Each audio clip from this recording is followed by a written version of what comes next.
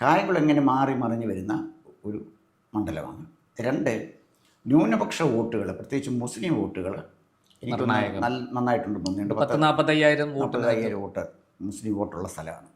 അപ്പോൾ അങ്ങനെ വരുമ്പോൾ ഒരു ടൈറ്റ് മത്സരം നടക്കാനുള്ള ഒരു സാധ്യതയാണ് കായംകുളത്തുള്ളത്.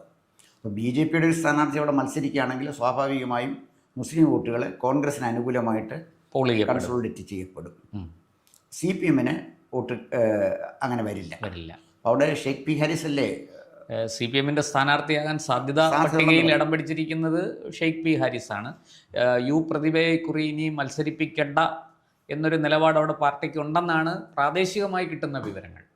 അപ്പോൾ അങ്ങനെ വന്നാൽ തന്നെയും ഈ പ്രാവശ്യത്തെ വോട്ടിലെ മുസ്ലിം വോട്ട് എൻ ബ്ലോക്കായിട്ട് കോൺഗ്രസിന് പോകാനാണ് സാധ്യത.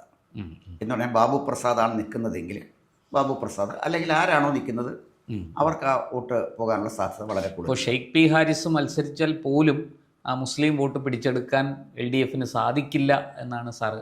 അതിന് സംശയിക്കേണ്ട.